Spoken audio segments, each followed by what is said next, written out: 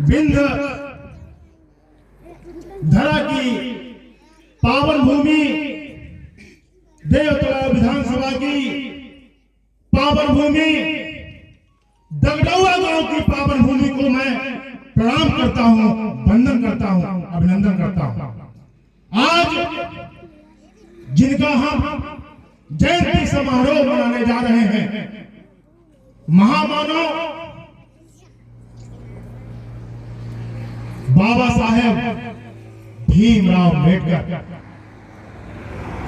भारत रत्न बाबा साहेब भीमराव अम्बेडकर की जयंती जिनकी मनाने जा रहे हैं, जिन्होंने गरीबों को प्राण वायु के समान शिक्षा दी, संस्कार दिया और जीवन जीने का सलीका दिया, उन बाबा साहेब को मैं नमन करता हूं, प्रणाम करता हूं, वंदन करता हूं, अभिनंदन करता हूं। मैं आज इस मंच में आसीन हमारी बहन जनपद पंचायत की अध्यक्षा श्रीमती संगीता जी साकेत को, अपने साथी कांग्रेस परिवार के पुराने साथी श्री प्रदीप चतुर्वेदी जी को, श्री हिंचलाल साकेत जी को और प्रेमलाल साकेत जी को, सम्माननीय श्री संतोष पांडे जी और यहाँ उपस्थित हमारी सभी बहनें और देवतुल्य हमारे सामने बैठे हुए जनता जनार्दन को मैं प्रणाम करता हूँ, वंदन करता हूँ, अभिनंदन करता हूँ। साथियों, आज हम जिनकी जयंती मनाने जा रहे हैं, ये कोई साधारण मानव नहीं है। अगर मैं यूं कहूं कि बाबा साहेब अम्बेडकर की शिक्षा के बराबर में इस भारत देश में ही नहीं विश्व में कोई नहीं है, तो यह सहयोग नहीं होगी। बाबा साहेब सबसे शिक्षाविद, सबसे पढ़े लिखे इस भारत देश के व्यक्तित्व है, इसीलिए इनको मानव की श्रेणी नहीं देते, ये महामानव है। हम सौभाग्यशाली हैं, हम भाग्यशाली हैं कि बाबा साहेब का जन्म भारत देश में हुआ, और हम सौभाग्यशाली हैं कि हम भारत देश के नागरिक हैं, जहां बाबा साहेब भीमराव अम्बेडकर ने जन्म लिया। क्यों? पैसे वाले तो बहुत लोग होते हैं, धन तो बहुत लोगों के पास है, लेकिन ये गरीब का बेटा, और गरीबी भी नहीं, उस समय पर छुआछूत। सोचो आप उनके जीवन के बारे में सोचिए। जो बालक पढ़ना चाहता है, जो बालक शिक्षा लेना चाहता है, लेकिन क्लास में जाने के बाद उसको दूर बैठाया जाता है। सोचो आप, मन में सोचो। बाबा साहेब का जन्म आज ही के दिन 14 अप्रैल 1891 को कहा हुआ? महू में, मध्य प्रदेश में। हम सब भाग्यशाली हैं कि हम मध्य प्रदेश के निवासी हैं। भारत में तो ठीक, मध्य प्रदेश में, चूंकि बाबा साहेब के पूर्वजों की जन्मस्थली महाराष्ट्र में है। महाराष्ट्र के बाबा साहेब की जन्मस्थली थी, क्योंकि उनके पिताजी यहाँ सूबेदार थे, और सूबेदार होने के कारण वो यहाँ शिक्षा लिए। और फिर क्लास में जब बाबा साहेब की कुशाग्र बुद्धि देखे, उनके गुरु वो ब्राह्मण समाज के थे, कृष्णराव अम्बेडकर। आप सबको मालूम है, आप सब जानते हैं, कृष्णराव अम्बेडकर, जिन्होंने देखा कि ये तो बालक अद्भुत प्रतिभा का है, इसके शिक्षा में कहीं जाति का बंधन ना आए, और अगर जाति का बंधन आ गया तो छुआछूत में मानसिक वेदना इसको होगी, इसको आगे बढ़ाना है। इतनी बड़ी कुशाग्र बुद्धि बाबा साहब अम्बेडकर की पहली क्लास से थी, तो उन्होंने अपना सरनेम दिया अम्बेडकर। अम्बेडकर महाराष्ट्र में ब्राह्मण समाज के होते हैं। लोग बोलते हैं बाबा साहेब ने अम्बेडकर नाम स्वीकार किया, और बाबा साहेब को हम भीमराव बाबा साहेब अम्बेडकर के नाम से जानते हैं, क्योंकि भीमा उनकी मां का नाम था और राम जी उनके पिता का नाम था। बचपन में उनको भीमा राम जी अम्बेडकर और भी बाबा साहेब भीमराव अम्बेडकर हुए, जिनको मैं सत सत नमन करता हूँ, प्रणाम करता हूँ, वंदन करता हूँ, अभिनंदन करता हूँ ऐसे व्यक्ति को। जब उनको अम्बेडकर का नाम मिला, सरनेम ब्राह्मण का मिला, इसके बाद भी छुआछूत से बाबा साहेब वंचित नहीं हुए।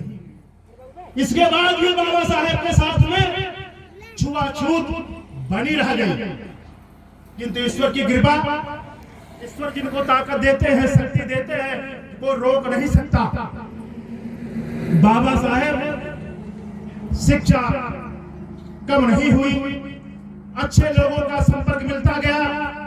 गायकवाड़ राजा ने उनको शिक्षा के लिए विदेश भेजे, फिर छत्रपति साहू जी महाराज जी ने उनकी मदद की, तो लंदन और कोलंबिया से बाबा साहेब ने पीएचडी, डीलिट और डीलेट की उपाधि प्राप्त की। और देश में सबसे शिक्षा का अगर परिणाम मिला तो बाबा साहेब को मिला। तो रास्ता रुकता नहीं अगर मंजिलें और सिद्धांत बना ले।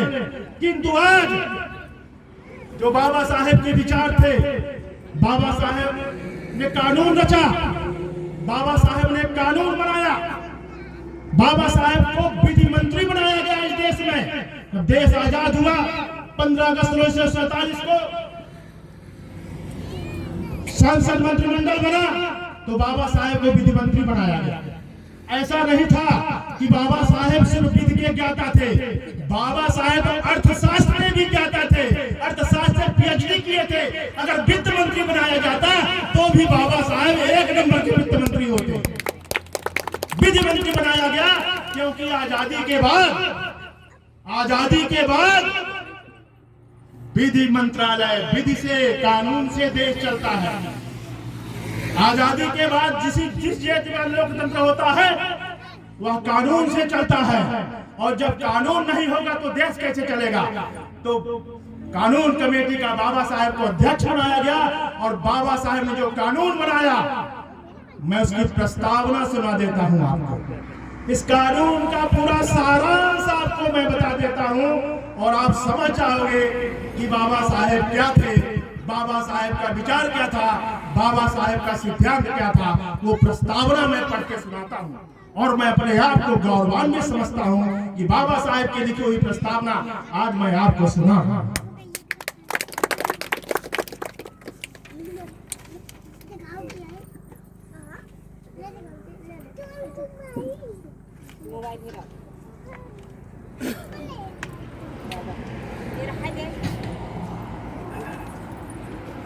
हम भारत के लोग भारत को एक संपूर्ण प्रभुत्व संपन्न समाजवादी पंथ निरपेक्ष गणराज्य बनाने के लिए तथा उसके समस्त नागरिकों को सामाजिक, इसलिए बता रहा हूं दोस्तों कि बाबा साहेब के ऊपर एक छाप लगी है कि वो तो दलितों के नेता, उनके ऊपर एक छाप लगी है। उनको छोटे दायरे में किया गया, यहाँ के कुछ सामंती लोगों ने जो छोटे दायरे में किया, इसलिए मैं बता रहा हूं कि बाबा साहेब की विचारधारा इसी में सब कुछ है।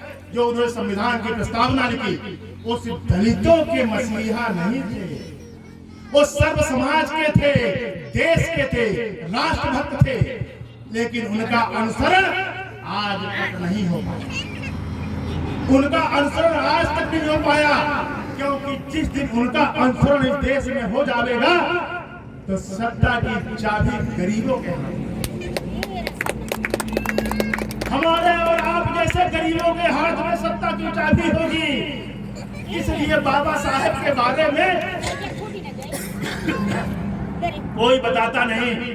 धन्य है सम्माननीय कमलनाथ जी का, धन्य है सम्माननीय राज्यसभा सांसद विवेक तनखा जी का, जिन्होंने बाबा की जीवन जयंती मनाने के लिए पूरे प्रदेश में एक एक जिले और मोहल्ले में उन्होंने आदेश कर दिया कि बाबा साहेब का जीवन बताया जाए, और बाबा साहेब के जीवन के बारे में गरीबों को बताया जाए कि बाबा साहेब का जीवन क्या था। और आगे मैं बताना चाहता हूं उसके समस्त नागरिकों को सामाजिक, आर्थिक और राजनीतिक न्याय, विचार, अभिव्यक्ति, विश्वास, धर्म और उपासना की स्वतंत्रता, प्रतिष्ठा और अवसर की समता प्राप्त कराने के लिए तथा उन सब में व्यक्ति की गर्भित, अधिनियमित और आत्मार्पित करते हैं। बाबा साहेब के संविधान की जो प्रस्तावना है, जो मूल, जैसे हम लोग दूध से जो मलाई निकालते हैं वो है, इसमें समानता का अधिकार दिया गया है। आज जो हमारी बहनें यहाँ बैठी हैं, देश में पहले क्या होता था, महिलाओं के साथ भी समानता का व्यवहार नहीं था। उन्होंने लिंग भेद, जाति सबको उन्होंने एक कर दिया और उन्होंने जो ताकत दी वो आपको वोट की ताकत दी, और जो वोट आपकी वही वोट राजा की, और आपकी एक वोट राजा को रंग बना सकती है और रंग को राजा बना सकती है। ये ताकत बाबा साहेब भीमराव अम्बेडकर ने आपको दिया, किंतु आप लोग मानते नहीं, आप लोग उनकी ताकत का सदुपयोग नहीं करते हो। बाबा साहेब का एक सूत्र मंत्र है, जब तक इस भारत देश में पूंजीवाद और जातिवाद रहेगा तब तक अच्छा लोकतंत्र नहीं हो सकता।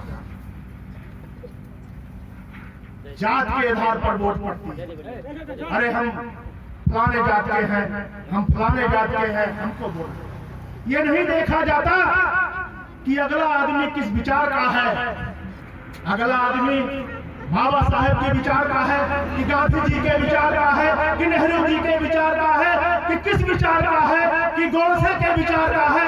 ये नहीं देखा जाता, ये देखा जाता है जात के आधार पर। तो बाबा साहेब ने कहा नहीं, अगर जात विरोधी और पूंजीवाद के सख्त विरोधी थे, क्योंकि पूंजीवाद जब होगा तो आज आप लोगों ने जो अपनी व्यवस्था से आप लोगों ने जो यहाँ बनाया है, अगर इसी व्यवस्था में कोई पूंजीपति व्यवस्था बनाता तो वहां तक पंडाल लगता, चकाचौंध होता और चकाचौंध में आप भ्रमित होते और उसी के उसमें आ जाते। तो जो पूंजीवाद है, पूंजीवाद सब कुछ ढक देता है। एक उदाहरण मैं आपको देना चाहता हूं, और आज वही हावी है हिंसलाल भैया, रेमलाल भैया, आज वही पूंजीवाद हावी है चतुर्वेदी जी। जैसे ये पेट का कुल्ला है, ये है ऐसे लोग जिनके पास न बाबा साहब अम्बेडकर की विचारधारा है न किसी की विचारधारा। आज हमारे विधानसभा में जो यहाँ की विधानसभा है उसके बारे में मैं बोलना चाह रहा हूँ। कोई विचारधारा नहीं, और ये है हमारी विचारधारा। लेकिन ये जो बिना विचारधारा वाले हैं, हमारी विचारधारा ज्यादा है कि नहीं है? गरीब ज्यादा है कि नहीं है? गरीब ज्यादा है ना। लेकिन ये जो विचारधारा है, जो कोई विचारधारा नहीं, ये हमारी विचारधारा को आगे ढक देती। अब इसको पहचानना होगा, अब इसको फेंकना होगा, तब जाके हमारी विचारधारा काम आएगी। और जब बाबा साहेब भीमराव अम्बेडकर की विचारधारा चलेगी, जो गरीबों का शासन होगा, गरीबों का राज होगा, और हम और आप गले मिलेंगे, तब जो विचारधारा है ये समाप्त होगी, तब असली आजादी हमको और आपको मिलेगी। बाबा साहब अमर रहे, बाबा साहब अमर रहे, अमर रहे। इसलिए आप बाबा साहेब अम्बेडकर को, और एक नहीं, दलित समाज में कहा गया, दलित समाज 13% है देश में, बाबा साहब 13% में सिमट जाएंगे। जो हवा चलाई गई, लेकिन सब गरीब, ब्राह्मण का बेटा गरीब, क्षत्रिय का बेटा गरीब, वैश्य का बेटा गरीब, दलित का गरीब बेटा, सबके लिए बाबा साहेब, और सबका सिद्धांत बाबा साहेब। इसलिए बाबा साहेब गरीबों के मसीहा है। कोई बोलने वाला नहीं। और जब बाबा साहेब ऐसा भी नहीं था, श्रमिकों के लिए 14 घंटे काम करते थे, 14 घंटे। बाबा साहब ने कहा नहीं, 8 घंटे श्रमिक काम करेगा। उन्होंने लागू किया। मजदूरों की जो योजनाएं बनी, जीपीएफ हो, पेंशन हो, श्रमिकों के लिए, बाबा साहब अब आप सोचिए बाबा साहब देश के लिए कितने महत्वपूर्ण है। बाबा साहब का विचार क्या चल रहा है, इसलिए अब आप लोगों की जवाबदारी है। आप लोग देश में तो नहीं जा सकते हैं, अपने गांव में तो जा सकते हैं ना, अपने देवतला विधानसभा में तो आप लोग जा सकते हैं। देवतला विधानसभा में बोलिए कि जिसी को उसको हमारी वोट जाएगी, जो बाबा साहेब भीमराव अम्बेडकर के विचारों का होगा, गरीबों के लिए सोचने वाला होगा, गरीबों के लिए उत्थान करने वाला होगा, हम वहां वोट देंगे। जब इस प्रकार की विचारधारा होगी तो फिर गरीबों का नेता होगा, और जब गरीबों का नेता बनेगा तो गरीब के लिए करेगा। तो मेरे भाइयों, ये गरीब प्रवीण पांडे, आप लोगों ने आज इसको सम्मान दिया और बाबा साहब के बारे में मैंने बताया। और हमारे चैम्बर में भी अगर आप जाके हाई कोर्ट में देखेंगे तो ये प्रवीण पांडे जो है तो बाबा साहब की फोटो लगी है, क्योंकि उनको पढ़ा है, जानता है और आत्मा में बैठाता है।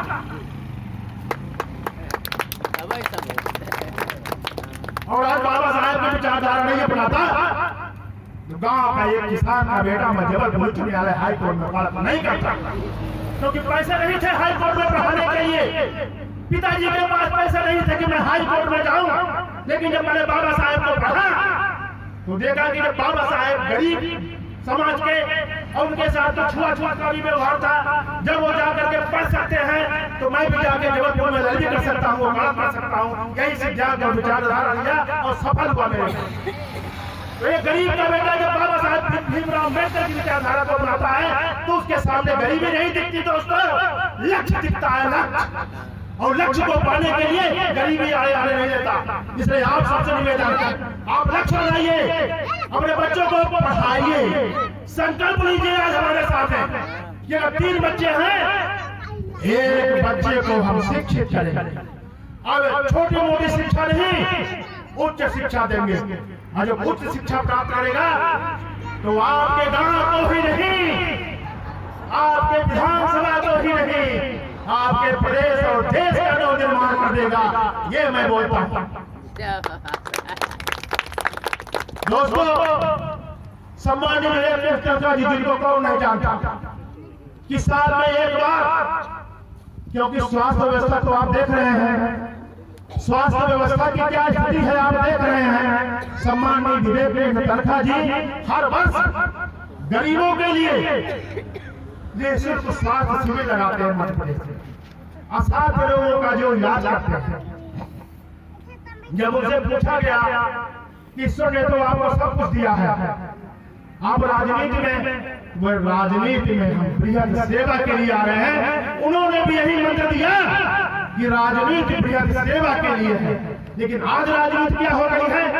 राजनीति हो गई है सत्ता, शोषण और साम्राज्य स्थापित करने की।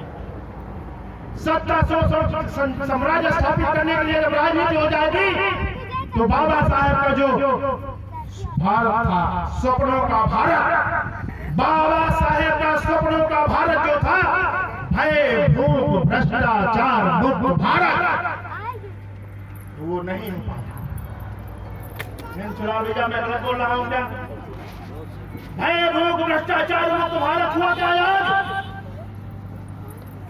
बाबा साहेब के सपनों का भारत बनाया आज, क्योंकि आज जो आपकी विधानसभा में और यहाँ है वो सिर्फ सत्ता, शोषण और साम्राज्य स्थापित करने वाले लोग। इसलिए भय, भूख, भ्रष्टाचार वाला आपको नहीं मिल पाया। आप बता दीजिए, हमारे यहाँ पूरे विधानसभा क्षेत्र में गांव गांव में शराब बिकती है, नहीं बताइए, हाथ उठा के बताइए, बिल्कुल बताइए। गांव गांव में शराब बिकती है, नहीं बिकती बताइए। और जब अवैध शराब बिकती है तो कौन पीता है? गरीब लोग पीते हैं, दिन भर की कमाई करते हैं और घर घर में शराब मिलती है, चले जाते हैं। ये अवैध शराब क्यों बिक रही है और क्यों नहीं रुक रही? क्योंकि आप जानते हो जब शराब माफिया की आप शिकायत करोगे तो आपको मरवा देगा, पिटवा देगा, बर्बाद कर देगा। सही बोल रहा हूँ, गलत बोल रहा हूँ? क्या भय बोलते अपना विधानसभा देव तलाव है? नहीं है। भय मुक्त नहीं है। हमारे बीच पुलिस भाई लोग भी बैठे हैं, इनका भी आप विरोध कर देंगे, इनका भी विरोध आप कर देंगे तो भगवान मालिक इनके पास पावर है, कहीं भी कर देंगे। नेता का किसी विरोध कर देंगे। आपने देखा होगा सीधी जिले में, सीधी जिला में आपने देखा है पत्रकार बंधुओं को किस प्रकार से, तो क्या बाबा साहेब का संदेश तो बाबा साहेब की विचारधारा भारत नहीं हुआ, भूख बाबा साहेब के स्वप्नों का भारत, भय भूख भ्रष्टाचार भूख। क्या आज लोग भूखे नहीं हैं? इनके 5 किलो अनाज देने में 5 किलो अनाज तो कांग्रेस के समय से चला रहा है, इसलिए नहीं कि 5 किलो अनाज से जो जीवन चल जाएगा। 5 किलो अनाज के अलावा क्या आपके घर में तेल नमक मिर्ची और अब बच्चों की पढ़ाई की फीस ये सब नहीं लगती? ये भी लगती है। क्यों नहीं दी जाती? रोजगार की व्यवस्था क्यों नहीं बनाई जाती? और कितने लोग घोषित हैं मध्य प्रदेश में, प्रत्येक जिले में और खासकर आदिवासी अंचल में 15 से 20% बच्चे कुपोषण का शिकार है। तो जनता आज भूख भी है उसके पास। और भूख के बारे में मैं बता दूं आपको,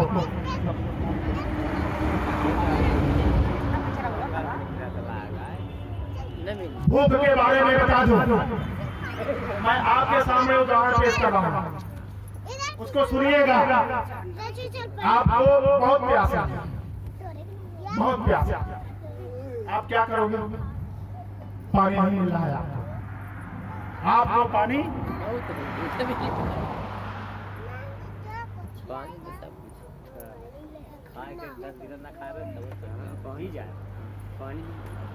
आपको पानी नहीं मिल रहा। उन स्थितियों में आप क्या करोगे? तो कहीं भी कोई भी पानी मिल जाएगा, चाहे नाली का पानी हो चाहे कहीं का पानी, उसको पियोगे कि नहीं पियोगे? मैं भी पीऊंगा। अगर प्यास नहीं कुछ नहीं मिल रहा है तो नहीं देखूंगा, गंदा नाली का पानी है। भूख लगेगी तो क्या करोगे? कैसा भी कचरे का खाना हो, कुछ भी हो, लोग तो भूख लगने पर इंसान को भी खा जाते हैं। आज स्थिति वही बन गई है। आज लोग कहते हैं ना, अरे बड़ा परिवर्तन आएगा हो, आज तो आदमी के नहीं चिंते आए, क्या कराओ? वो परेशान हो, वो करो तो करेगा। तो कहा था कि या 10-15 साल से कहा हवा चल गए, या हवा ऐसे चल गए कि लोग भूखे हैं, प्यासे हैं, मजबूरी है। मजबूरी में क्या करें? मजबूरी में ईमानदार लोग भी मेहमान बन गए। लेकिन इसका दोष सरकार को नहीं देते। सरकार ने है नौबत को बनाई है। तो बाबा साहब का जो सिद्धांत था भूख, तो आज भूख के लिए, प्यास के लिए लोग ईमान को बेच रहे हैं, सिद्धांत को बेच रहे हैं, विचारधारा को बेच रहे हैं। अब ऐसा नहीं होगा। गलत बोल रहा हूँ, सही बोल रहा हूँ? अब ये सरकारें जो हैं तो कहां जा रही हैं? जो बाबा साहब जिस चीज से नफरत करते थे।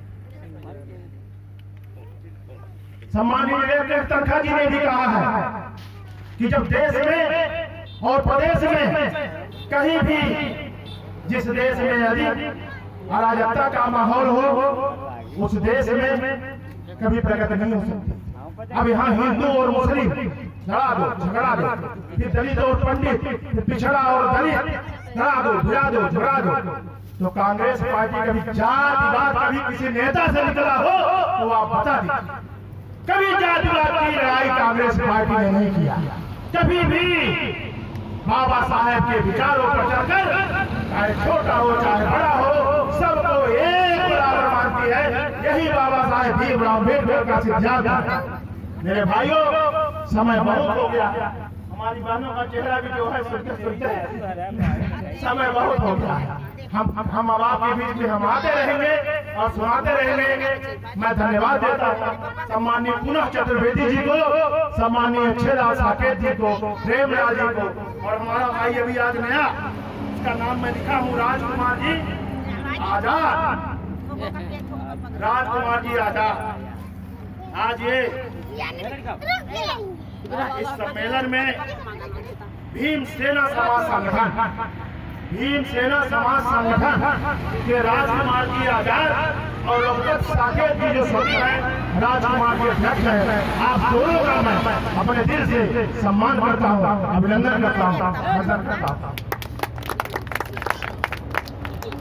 और हमारी बहन संगीता साकेत जी ही है, ये पुरानी कांग्रेसी हैं। कांग्रेस के बारे में इनको आप लोग सब बता सकते हैं, जान सकते हैं। तो मैं इनका और हमारी जो बहनें हैं पूरा मैं आप सबका वंदन करता हूँ, अभिनंदन करता हूँ। और जो लोग बोलते हैं कि बाबा साहेब जो दलितों के हैं, उनके बारे में बताना चाहता हूँ। बाबा साहेब भारत देश के हैं, बाबा